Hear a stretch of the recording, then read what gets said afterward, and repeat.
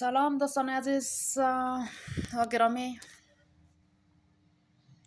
سلام به همه شما علاقمندان انگلیسی، علاقمندان آموزش انگلیسی.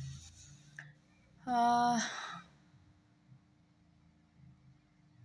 دوستان عزیز، خاص از ما از ساختن از چینل آموزش انگلیسی ایه که امیه که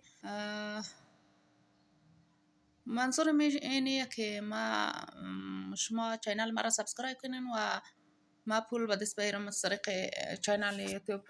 اگر پولم به دست آوردم خوب است که به یگان کس غریب کمک کنم یا چیز، چون خودم شخصا در پول یوتیوب نیاز ندارم. خدا را شکر ام قدر داریم که زندگی ما بچله. خب مقصد چیز است. گفتم که به خاطر از که کسایی که انگلیسی میخواست بیاموزه، کسایی که در کورس مورس رفتن نمیتونست، میخواست از طریق چینل ما بیاموزه انگلیسی را، ما میخوایم که انگلیسی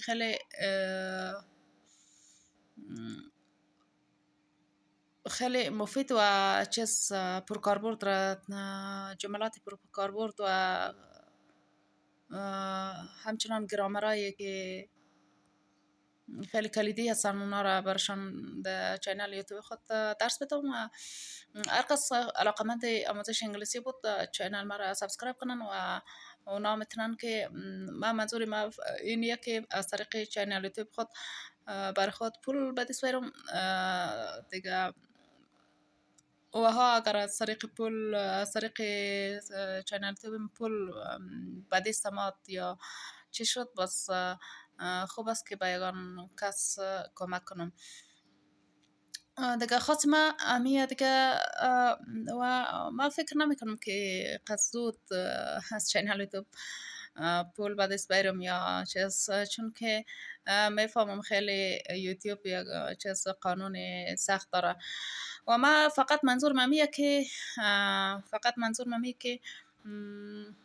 یک دو کلمه که خودم یاد گرفتم امو را برای دیگران برسانم دیگه.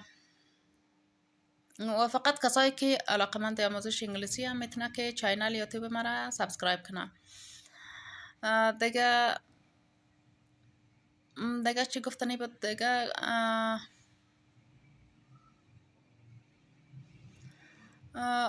بله دوست عزیز، دیگه امی قدر، فقط امی قدر گپ بود فعلا.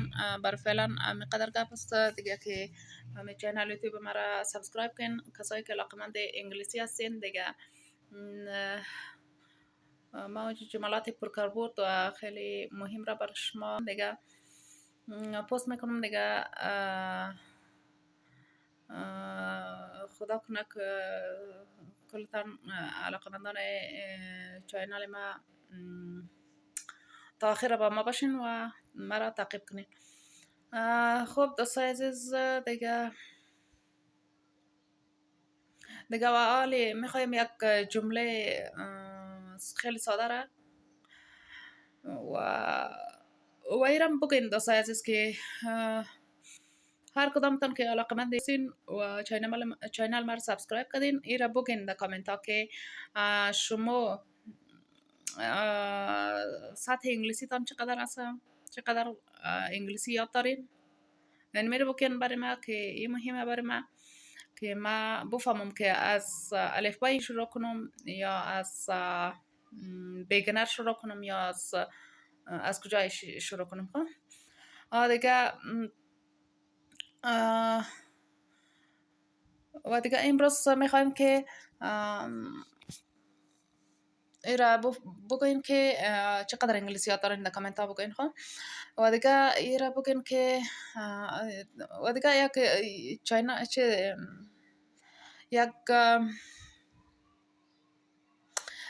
یک جمله ساده امروز براتان درس میتم. درس اولیتان باشه که او یک جمله یا عبارت صبح بخیریه.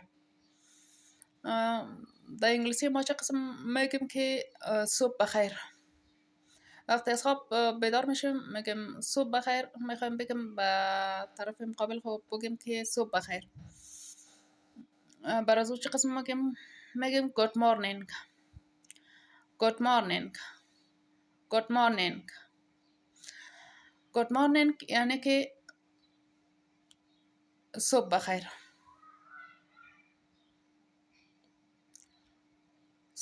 گود مورنینگ صبح بخیر. گود مورنینگ صبح بخیر. و من این قدر فقط میخواستم بر شما امروز درس بدم که صبح بخیر به انگلیسی چی میشه. صبح بخیر به انگلیسی گود مورنینگ میشه. گود مورنینگ. گود مورنینگ. و دیگه که گود مورنینگ و در صفحه موبایلم نوشته کردیم گود مورنینگ دیگه. و کسایی که میخواستم که if someone want to learn Persian from me, also can learn from me Persian. This is for those that wants to learn Persian language. اوکی دوستان، من گفتم که کسایی که میخواین فارسی رو یاد بگیرن هم میتونن که از چینل از ما فارسی رو یاد بگیرن. همزمان وقتی که ما انگلیسی درس میتونم، ترجمهش وقتی میگم به فارسی، ترجمهش وقتی میگم بدون شک دیگه که هر کس که زبان کسایی که زبان انگلیسی میفهمن اونا میتونن که زبان فارسی رو یاد بگیرن. مثلا همونطور که گفتم ما که مثلا من گفتم که گود مورنینگ صبح بخیر، نه گود مورنینگ. گود مورنینگ ترجمهش چه میشه به فارسی؟ میشه صبح بخیر. صبح بخیر به انگلیسی چه گود مورنینگ به فارسی چی میشه؟ گود مورنینگ به فارسی میشه صبح بخیر. گود مورنینگ به فارسی میشه صبح بخیر دیگه. تشکر از کسایی که چینل ما را علاقمند آموزش انگلیسی از طریق چینل ما هستین و چینل ما را سابسکرایب میکنین، لایک میکنین و ما را همراهی میکنین تا آخر. تشکر خیلی زیاد دوستای عزیز، دوستا و شاگردای عزیز دیگه. از این بعد کل ما در چینل ما یک جا هستیم و تا آخر پیش میریم دیگه. تشکر خیلی زیاد. فور ناو گود بای. برای حالا خداحافظ. فور ناو گود بای معنیش به فارسی میشه فعلا خداحافظ. فعلا خداحافظ. فور ناو گود بای.